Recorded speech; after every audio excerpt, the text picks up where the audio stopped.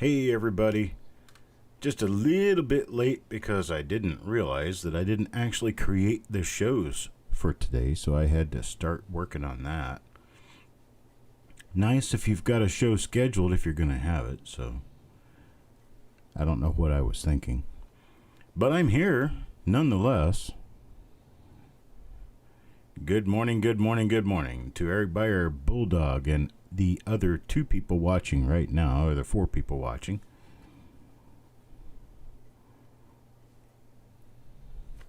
Let's see, I got the camera set. Gotta get my camera set. Hang on just a second. And grab a coin, stick it under here, and get it under focus. Give a couple more minutes for people to show up, because I had to kind of quickly reschedule the show.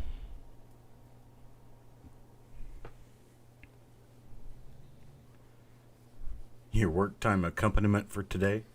Awesome. Sounds good to me. I'm going to go ahead and stick my 50 names in the bag and get that ready. Hello, Rithy Earth. And here's my roll. It's a very simple brown paper or pinkish brown paper roll.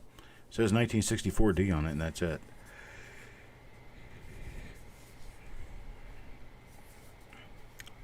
It's pretty well wrapped. It looks just fine. I'm going to go ahead and start getting it open.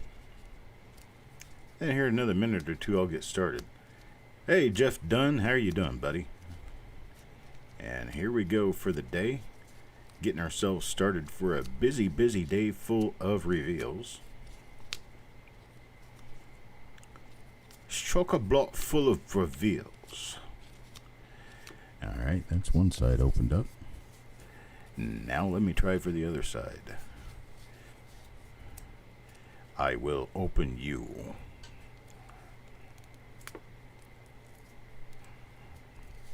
You are powerless against me.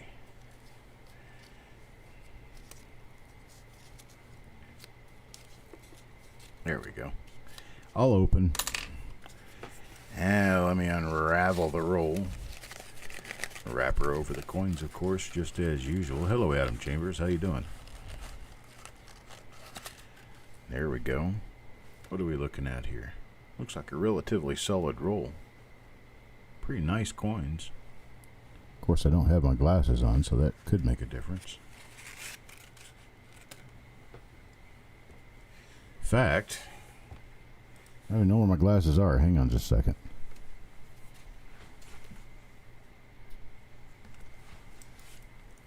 There we go. I found them. Can't be too far away. Can't read a whole lot without them. Alright, let me mix everything up here real quick.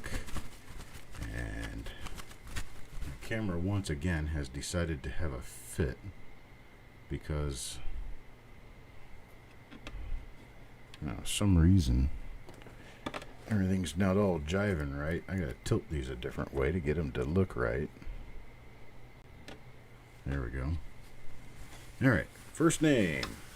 First name out of the bag. First coin in the roll. Hey Joe. Is Jeff Dunn. Wouldn't you have it that I pick somebody who's actually here? Now the paper did a little number to this particular coin, but we'll see what it is. See, you got some toned area there because, well, this is a part that was up against the paper, so not the best in the world. At one point in time, I remember telling you guys that I could burn the two coins on the ends and we could just sell 48 spots, and the majority was not in favor of that.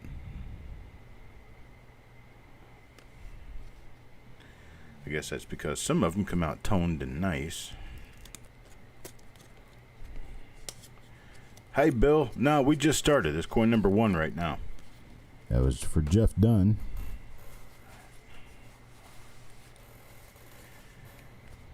I hope you're not lagging at your driving.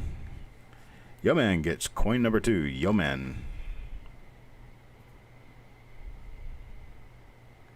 You never know what you're going to get with these 64Ds. You can get some really good stuff out of 1964D. Just a matter of hunting for it. This isn't it. See about the reverse. No, nothing on the reverse either. For coin number 2, so that's Yo Man's coin number 2.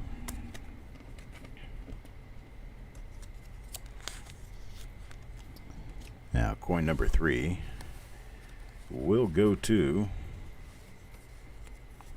Orig. Orig gets coin number 3. And here is coin number 3.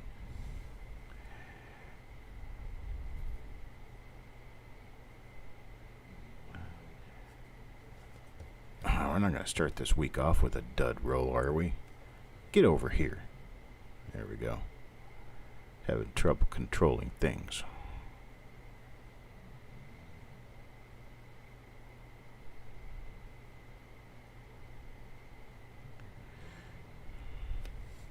Then on that side, let's see about the other side. We've got some decent coins here. These are roughly 64 average I'm looking at so far.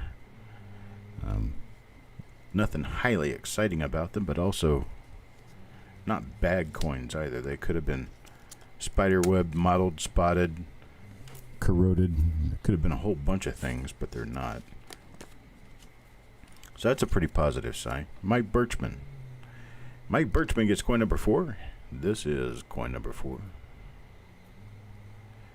Let's see. That's nothing on the bottom of the mint mark. That's die wear. So there's your date. I. L of the Liberty. Doesn't have anything on it this time around. So look on the reverse and see what we can find with the reverse. This looks like a later dice date grouping here. Looks like it was rather late in the production run on the dies that were on the machines at that time. Doesn't necessarily mean a whole lot because dies can be changed at any time. You can get the very first coin off a die out of a roll, not know it unless you're actually looking and realizing that you're seeing something that's different from the norm, which would be a very early dice date coin. Jeff Stanley, coins and octane, coin number 5. And, well, that's a nice coin number 5. Nothing wrong with it, that's for sure. Let's see what we got here. Nothing on the mint mark, though. I started expecting to see a mint mark, a double mint mark, an RPM here and there. Slightly weak strike. That's, these letters up here aren't completely filled in. So that'd be a slightly weak strike for you. Hello, Debbie Honeybee. I like saying that name. That's a fun name to pronounce, Debbie Honeybee. How is Debbie Honeybee? Arizona coins. I see. Good morning, sir. Papa Giorgio.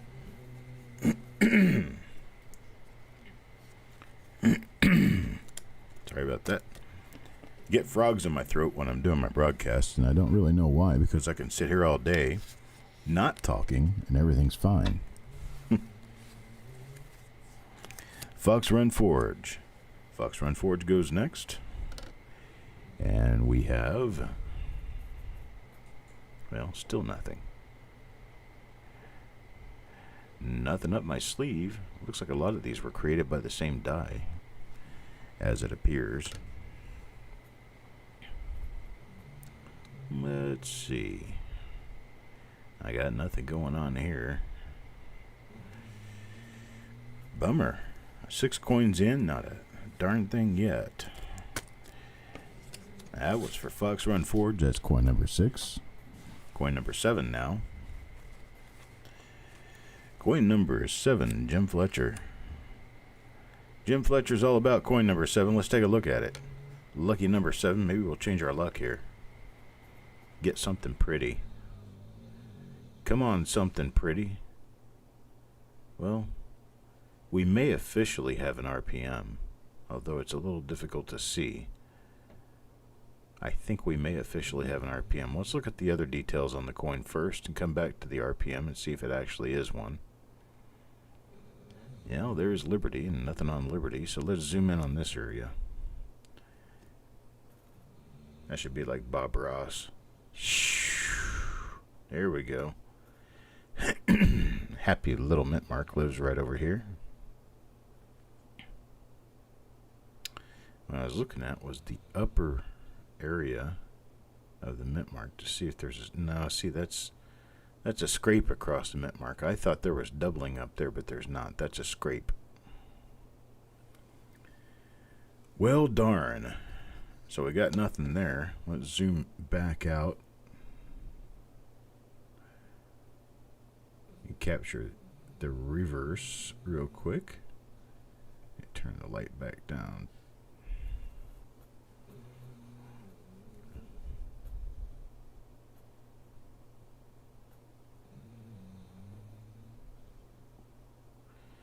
Nope, nothing there.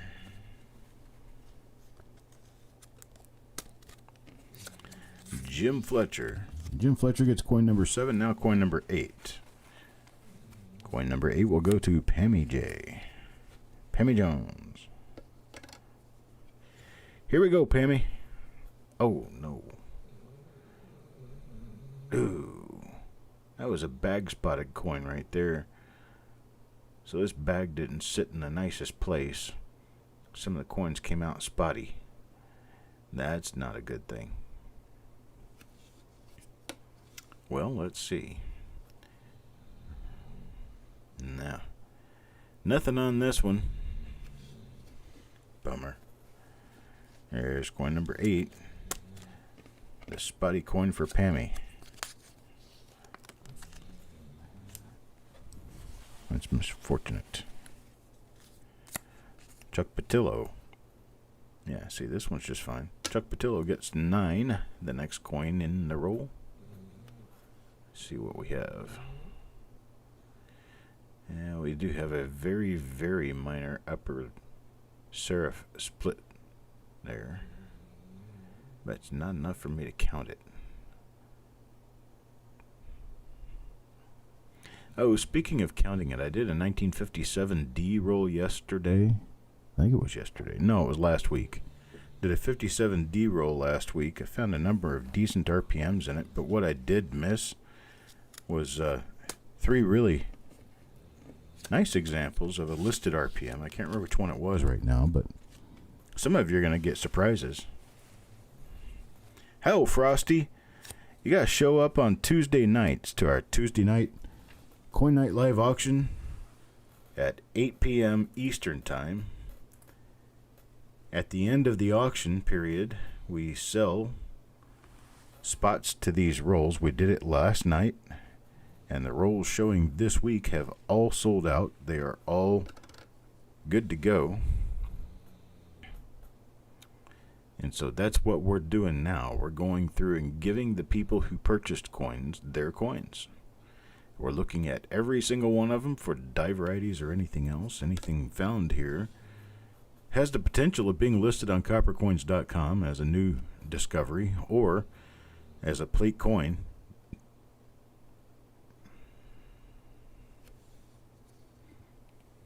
Oh, Mr. Crescent.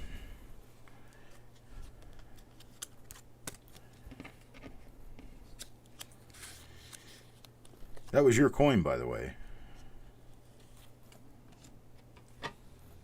Hope you know. So, Frosty, just drop by. In fact, sometimes during these shows, I actually bring out a roll and sell spots in the roll for a later show.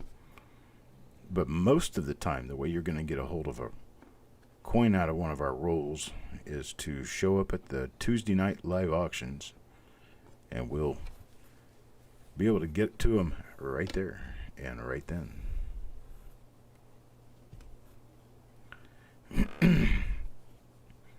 I think I might also start having Jessica sell spots in my rolls. Some of them anyway. On Sunday evening, after she gets finished with her auction is at 6 p.m. on Sundays. Good morning, Javier.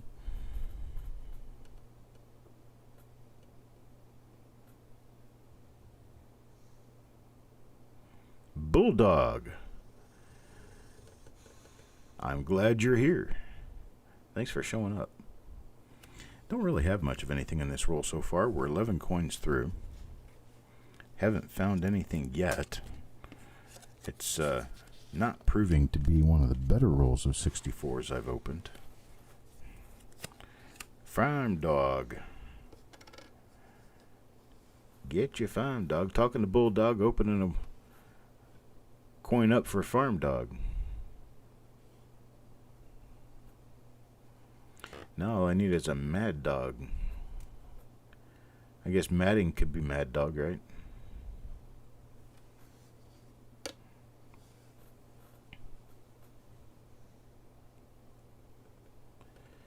Bulldog's already taken, so I can't be Bulldog because of Sherman. Of course, he lays over there and sleeps all day anyway.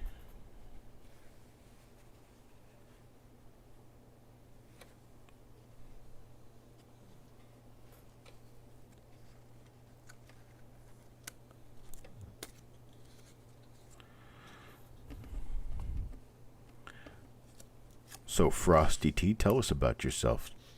Seems like people are wondering who you are. Yeah.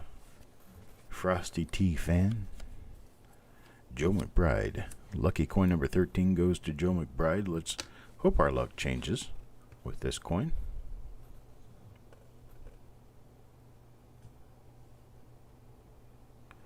Still seeing nothing so far. Hey there, Hoop. How you doing, buddy? Thank you for stopping by.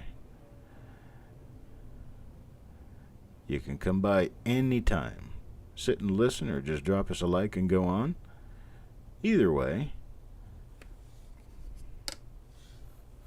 I like the company.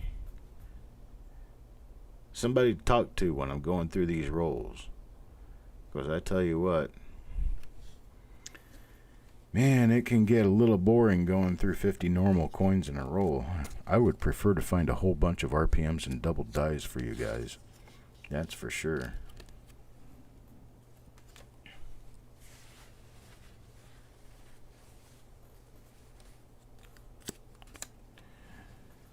I bet somebody knows Honeybee. I don't know that name, but I might know her in some other fashion.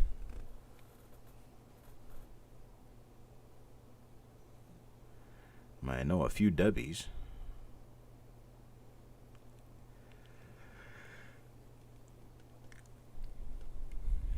I guess Frosty's decided to remain a stranger. Come on, Frosty, give us the skinny on your name. How'd you get there?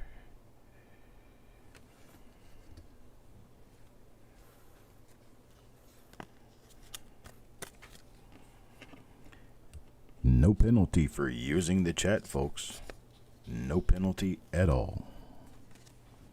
I got nothing to type in there because I can talk with you. Good morning, Time Travelers. Coin Exchange, you're sleepy. Did you not get enough rest last night? Up late watching an auction?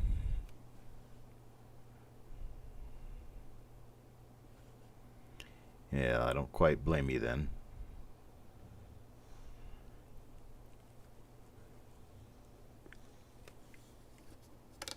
You know, but we actually got the auction finished a little bit early.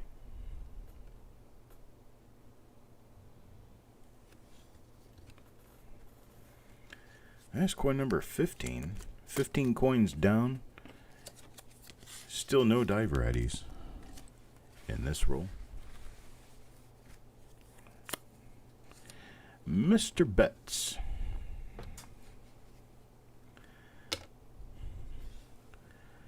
You know, these 1964 coins, the Denver Mint Mark, at one point were believed to be the last of the Denver Mint Mark pennies.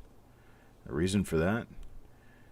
Well, it seems that people were hoarding too many rolls and too many bags, and the Mint didn't like that. They were making more coins than they had been, yet they were having to make more coins than they had been. because the banks were ordering an unusually high number of coins. And the reason for that is because a lot of collectors decided they were going to start hoarding rolls. Because of the bag and roll hoarding craze that went on from the late 50s and early 60s, they decided in 1964, among many other things, to cease the use of mint marks, simply because, well, people were hoarding rolls and bags by mint mark. It might help a little bit to deter the collectors if the mint marks were eliminated. So they eliminated mint marks in 1965. 1965 was the first year Lincoln cents were minted in Denver and San Francisco and probably West Point without mint marks. That continued through 1967. Then they decided in 1968 the roll hoarding craze was downgraded a bit from severe to just high, so they decided to go back to placing mint marks on the coins. So 1968, San Francisco took over the production of proof coins and proof sets. And so they had both proof sets and business strike coins to mint. So they minted the 1968 Lincoln cent that's a business strike. They also minted the 1968 proof coin. Now the whole idea of proof coins kind of came to a grinding halt for 1965. They brought out a special program called Special Mint Sets. Special Mint Sets were basically like proof coins. Some of them don't necessarily look like proof coins, but most of them do look like proof coins. And they actually started with about a dozen sets in 1964, just to test out the process. Those are super valuable. But then in 1965, they minted over 1 million SMS sets. Special mint set. I guess SM sets, is that how you'd say it? Or is it SMS sets? Because the S means set. It's kind of like ATM machine. So you're saying automatic teller machine? You know, if someone really knew where all of them originally came from and could ascertain for sure that a 1965 bag came out of the San Francisco Mint, they could take the coins out and actually study them and find markers on them and find how many dies there were in that bag and then list those dies. Then you could get an idea of the mint marks on 65, 6, and 7 coins, which would be an interesting study. However, it would be a very involving study, and at this point I'm not really even sure it's possible, because most of the bags have been dispersed to the point where nobody knows really where they originally came from. There's Jeff Stanley Coins and Octane. Little myth to dispel about 1965 cents. Somebody found a 1965 cent with a really weak dot, in e pluribus unum. And they made the assumption with that really weak dot that, see, like this has a very weak dot there on the end of unum. A little bit more polishing, that dot would be gone. But anyhow, there was a 1965 cent found that only evidently had 2 dots visible on the reverse for a while. And someone spread the story and made the assumption that was a sign by the mint, a secret sign, so they could tell the difference between the Denver minted coins and the Philadelphia minted coins. Nothing could be further from the truth. So if you hear that story, tell them Chuck said, nah, that's not what happened.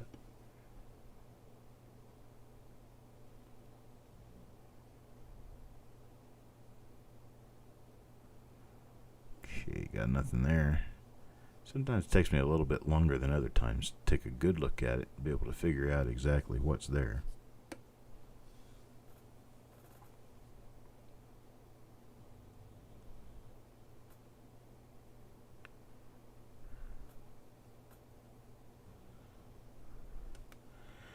Do I think it's possible to have an SMS nickel without full steps? Generally, those two would be counterintuitive, but I'm not saying that it isn't possible. Generally, SMS coins are very nicely struck, and they have mirror fields like a proof coin. But then SMS dies were generally polished and put right into production making business strike coins after they had been exhausted as an SMS die. Because I don't know if you know this, but proof dies, thus SMS dies, generally only mint a couple of thousand coins. Up to probably 5,000 coins, and then they swap them in for another one. That way they don't ever get the die wear that coins like this show. Well, because the proof dies are proof dies. And like, for instance, 1964 proof coins were minted in Philadelphia. They're not about to take a proof die and turn it into a business strike die. But for some reason, the SMS was not considered proof, so it was fine to turn those into regular business strike dies. So I believe they were roughly polished between use as a proof die and a mint state die, but I'm not sure about that.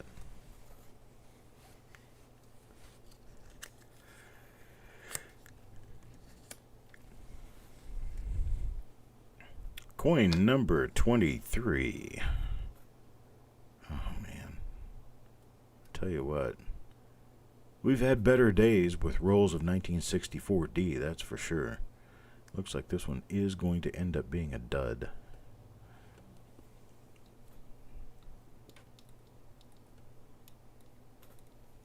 So instead, we just sit and talk and go through a roll of coins.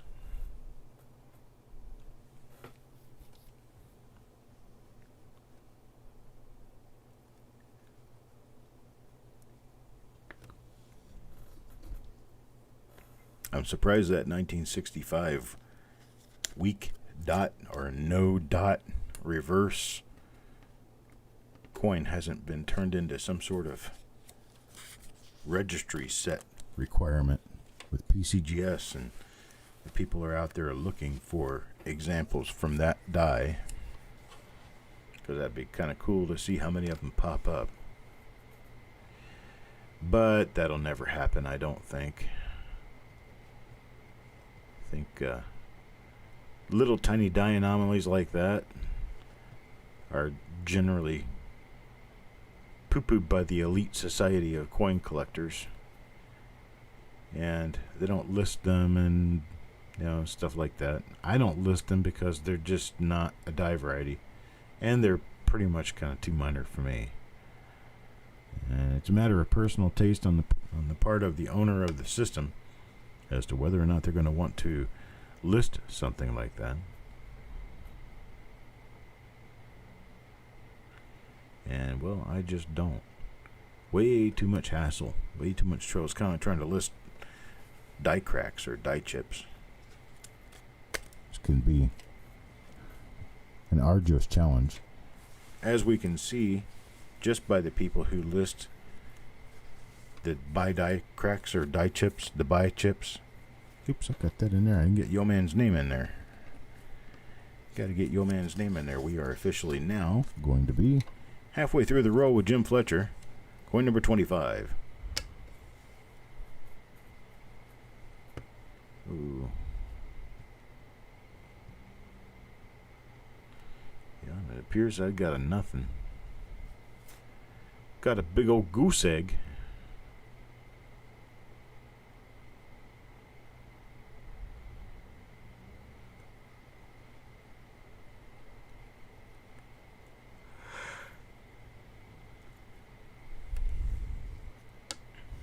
I made the mistake of coming to work this morning without my go juice. I need to go down and make some coffee.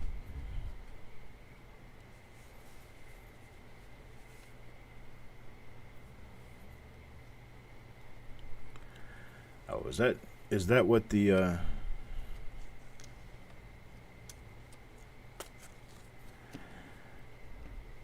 is that what the question was about? Because if it was, Jeff Stanley is correct. absolutely correct that they do not grade proof coins and SMS coins as full steps. I thought you were asking about it based on the coin, not the grade on a slab. But based on the coin itself, there's still generally not going to be any problem with the steps. Generally, they're full.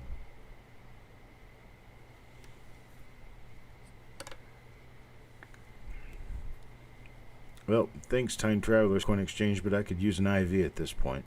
I think it's a little beyond drinking. I'd drink a gallon of coffee and come back for more. We are running just a little bit late on this show.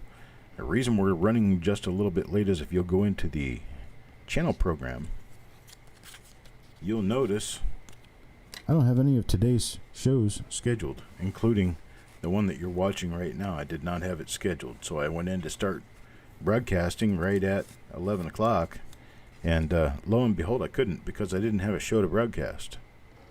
Oops.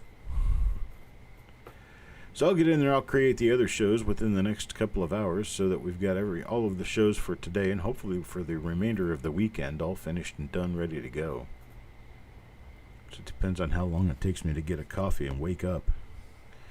Little Susie, wake up.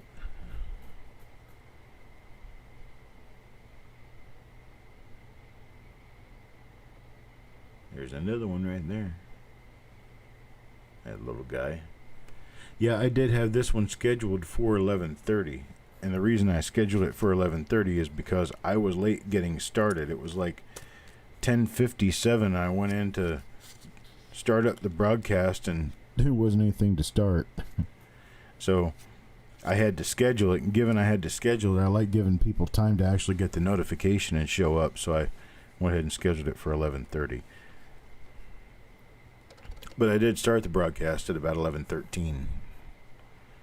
So I was actually ready to go before 11:30. So I gave people a little bit of time to show up, and I think I got started around 20 minutes after.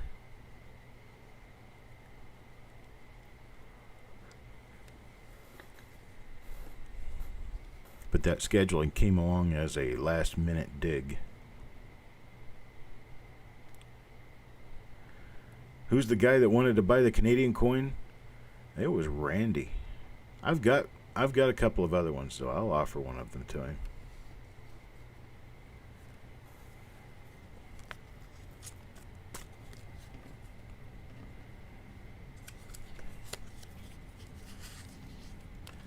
Well, that's coin number 28. Let's take a look at coin number 29 now. See what we got in coin number 29 for Jeff Stanley. Jeff Stanley.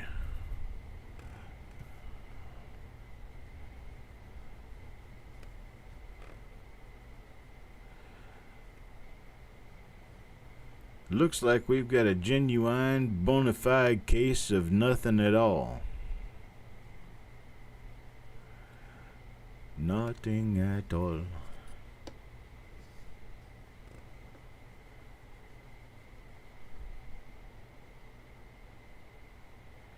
I had a couple of rolls of nickels I probably should have had graded. In fact, I'm going to go through the rolls I have now and see if any of those need to be graded.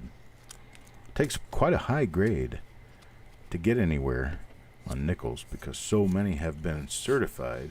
There's a lot of 65 and 66 coins out there for a number of the dates. You have to be very careful when you do that because you could end up submitting a nice coin that you think is a high grade coin.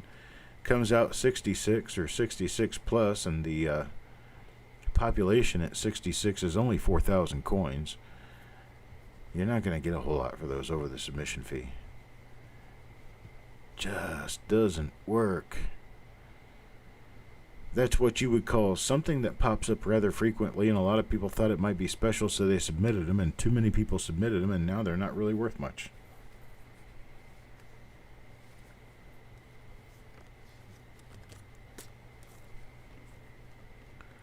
The Cent Mafia. Maybe I should be a Don.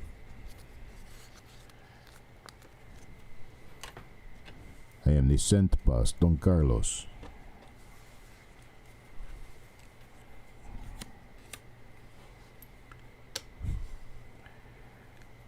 Carlos. This one's for Farm Dog. Well, hello, Aunt Orta. The Scent Mafia. That's it. We need to start a scent mafia. Alright, this one's earlier die state. Just like I said, this one's earlier die state than a lot of the other ones in the roll. You can see how much earlier it is just by how sharp the outer edges of the lettering is.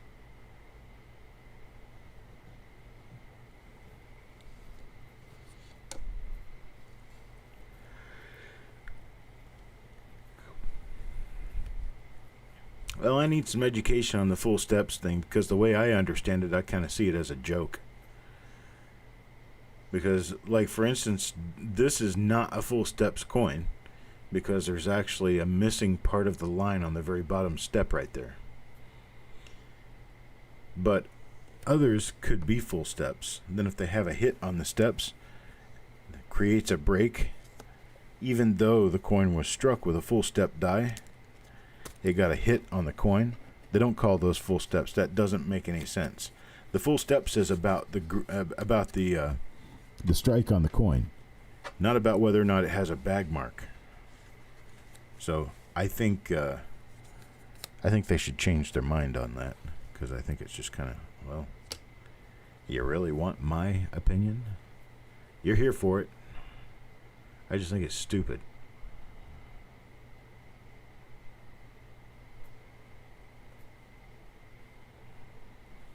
Full steps should be notated on any coin that came off the press as a full steps coin.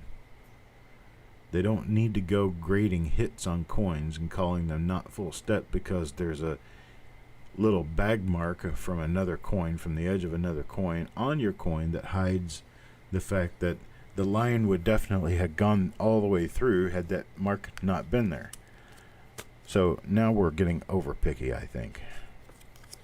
You quit being little princesses and start grading the coins like a big boy should.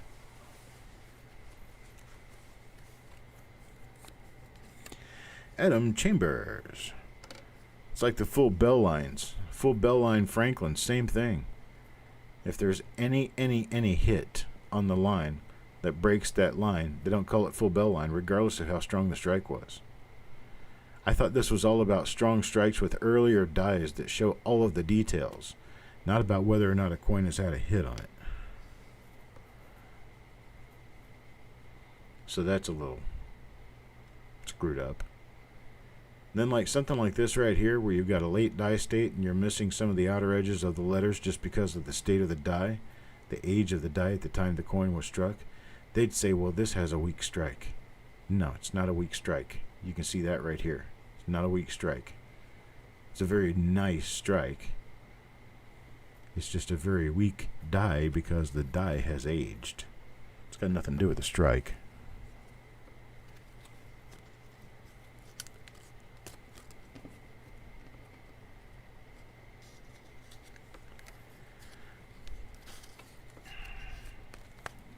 So I'm trying to understand. Oh, the full bell lines thing with Mercury's. That's another one. It's just any of those things that you can change the designation simply because a coin had a hit in the right place. I think it's all a bunch of horse manure. I think the ruling on that needs to be changed.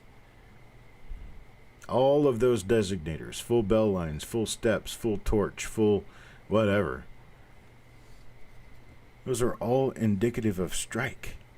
It's all about the strike. All about the die state and the strike as to whether or not those details showed up as soon as the coin fell out of the die. At the moment the coin fell out of the die chamber, that's where your grade, your designator should be made. Rithy, you have a great one. I appreciate it. Thanks for stopping by. This has been kind of a boring roll, but we're going to get into a better roll. It's going to be at 1 o'clock. 1 o'clock Eastern Time. I don't have my schedule out, but we're going to be doing a 1959 Philadelphia roll at 1 o'clock Eastern Time today.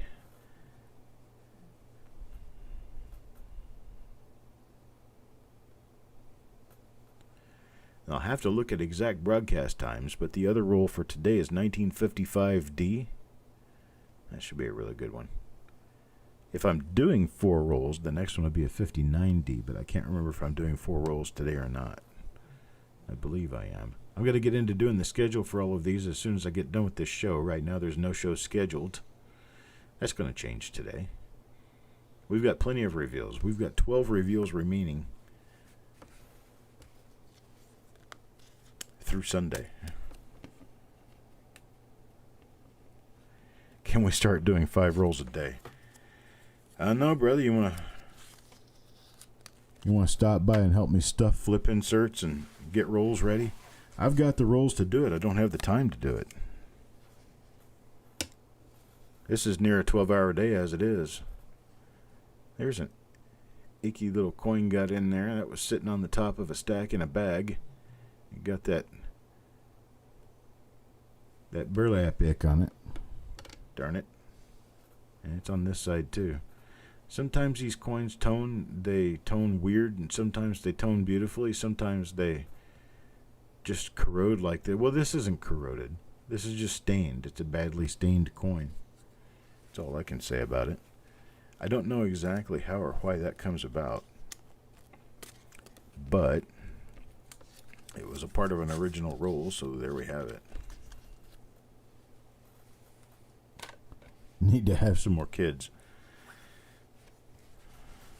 But, buddy, I'm almost 52 years old.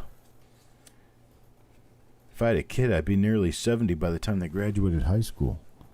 Absolutely not. Bite your tongue, I'm allergic to kids. No children's for me. No more, anyway. I have one. And my wife has one. My wife's is currently in Washington State, and mine is currently in northern Sweden.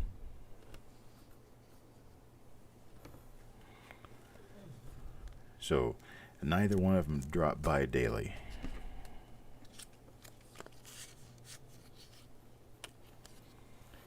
Yeah, see, you're 58 with a 16-year-old. So you've got me by 6 years. So I'd have to go back 10 years to have a kid who's 16 now. No, that doesn't make any sense. I'd have to go back 10 years to be competing with you on Spot.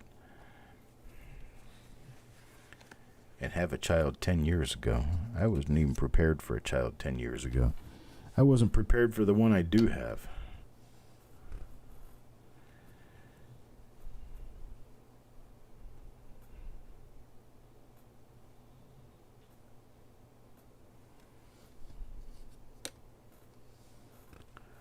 I picked a good name for my son.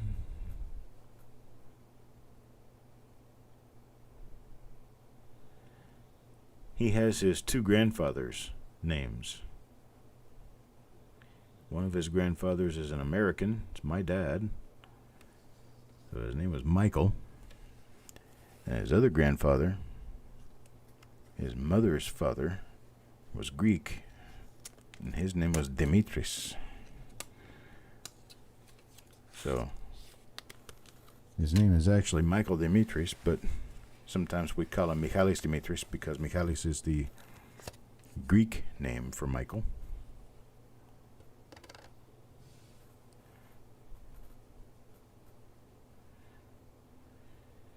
Michalis Dimitrio Yosmo. My son. We've been in contact recently here. He's a software developer for a number of companies he lances for over there in Sweden. He does pretty well with it. I'd like to see him back in the United States, but he's not ready to come back to the U.S.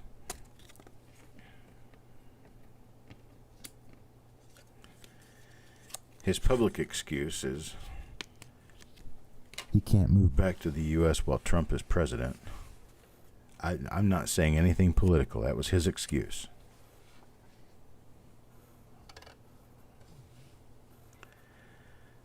I told him he'd have to get to a point where he could live his own life without worrying about who the president is, and then I think he'll be ready to come home.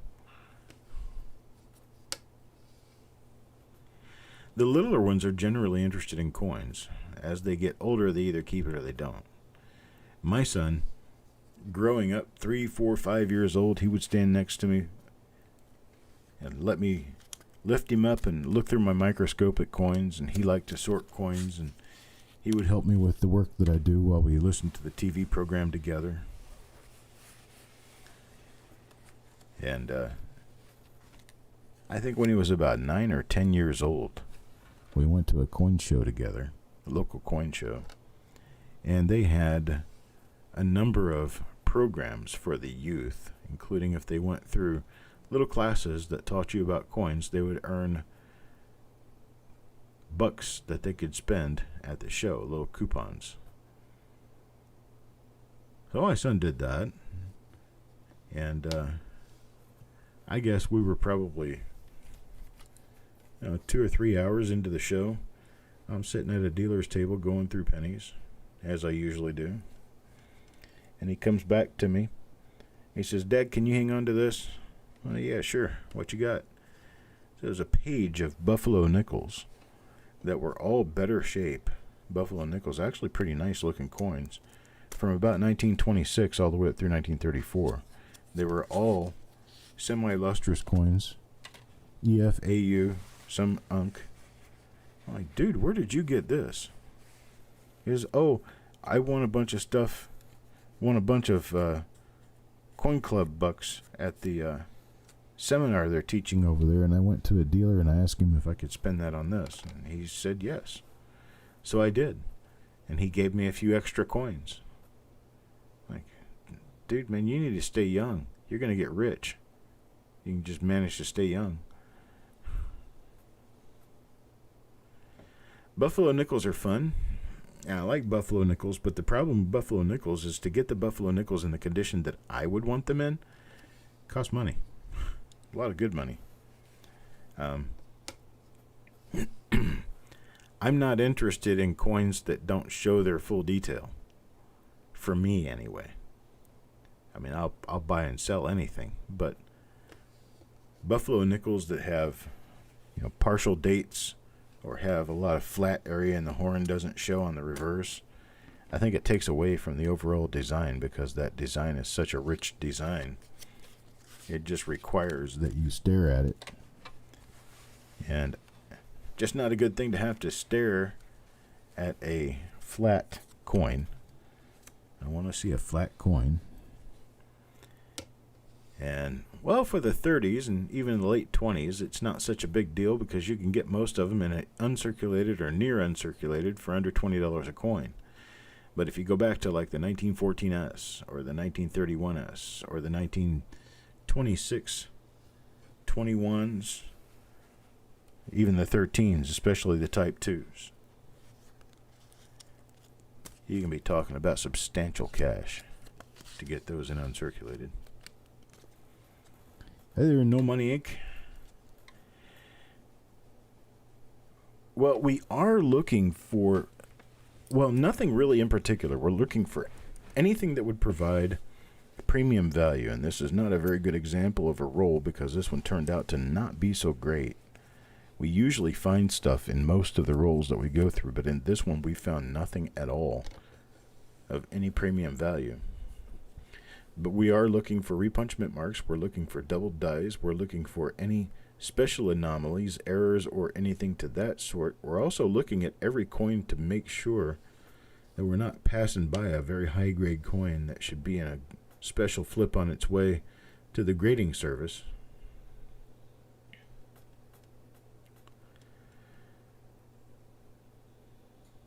Microscope I'm using is called the Dinolite. DINO-LITE.com. Dinolite.com.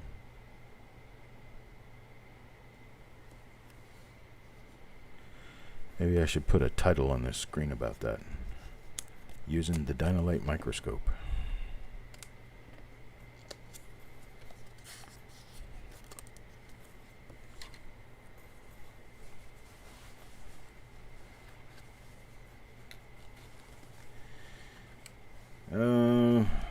the years of the three-legged buffalo nickels, that I know of, there's only one year for three-legged buffaloes is 1937D.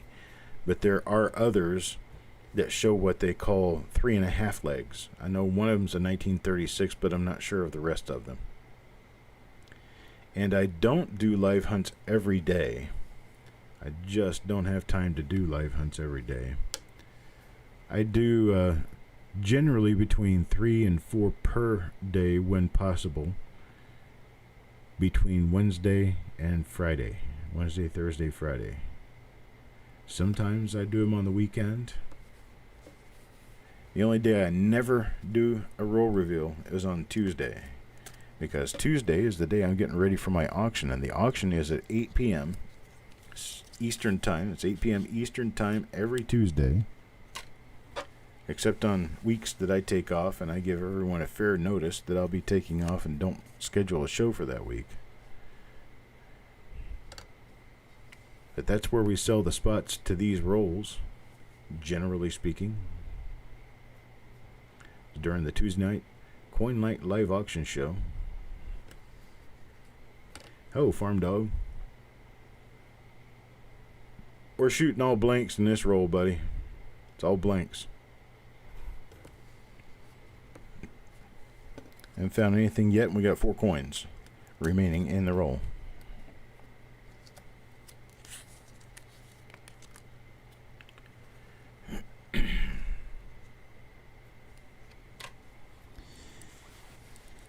Yeah, it would be nice if I had someone working with me who could actually prep all my stuff for me so I could just do the show. I could actually probably do more shows than I do. But as it stands, generally a full week for me is 5 to 6 shows. But on special weeks like this week, I think I've got 13 shows scheduled this week. And the reason for that is because I'm trying to put the funds together that it will take to send us to closing with our house so that we can easily write a simple check for the closing cost of the house so we don't have to throw that into the financing. And that's what I'm working on doing. I'm about halfway there.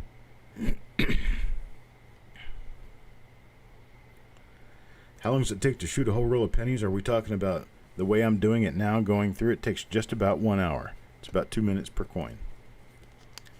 We started this broadcast at about 17 after the hour.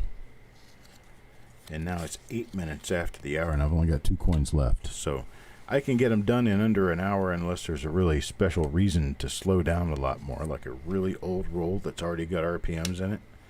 I slow down a little bit so I can look at everything. We're not finding anything at all in this roll, so it's going pretty quickly.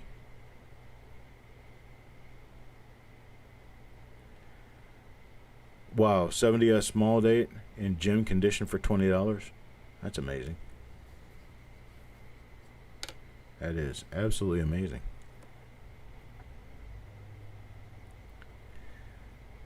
Coin roll hunting is fun. My daughter is still young and she gets worked up looking at coins with me. Has her own collection and she loves it. She goes crazy for toners. I love that. That's really cool. Crazy for toners, huh?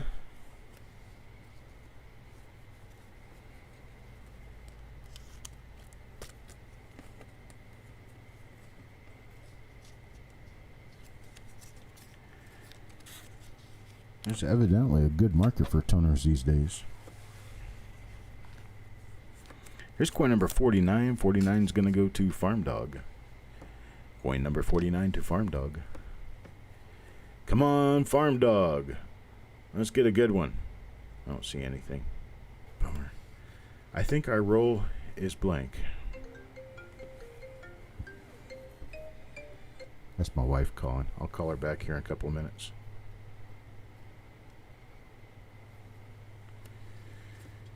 Alright. So I'm going to have to take off as soon as I get done with this broadcast. My wife's trying to reach me. She's out of state. So I'll call her back as soon as I get done with this 50th coin here. Adam Connor, last coin in the roll. Coin number 50, right here. I'll call you back. All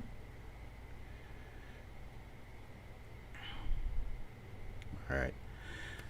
Well, this is going to do it. It says 50 coins in the roll, in and out. No varieties, nothing special, no errors. So it just turned out to be a roll of coins, unfortunately. But that's what we've got. And I appreciate it. I'll be back at 1 o'clock. That's just about 50 minutes from now. I'll be back to do another broadcast. I appreciate it, folks. You guys have a great one, and I'll talk to you later.